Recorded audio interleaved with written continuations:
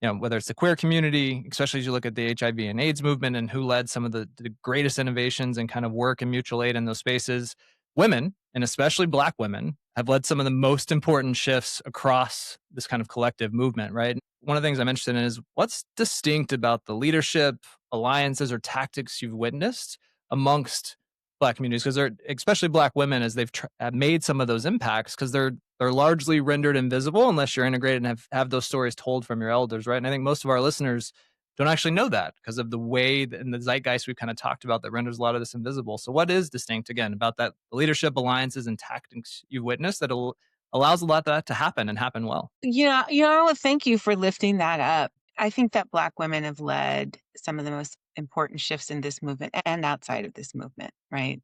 And that's not surprising when you look at our history. I think that our leadership is distinct because it's like forged at this intersection of survival and strategy and soul. I don't think there's a different way to say that. Like we're trained at birth to navigate systems that were not designed for us, and we still find ways to bring our people with us.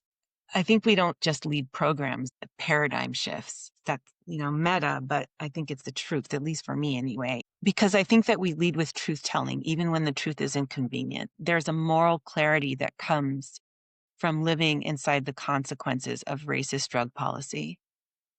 So we don't have the luxury of delusion.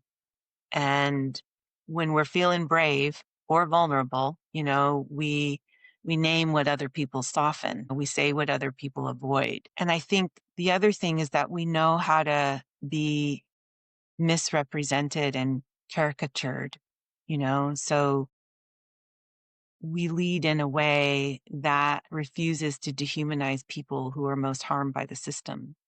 Not to rescue, but because we relate. And I think the other piece is that this we were talking about like multi-generational teams, that I think that we have that lens kind of instinctively.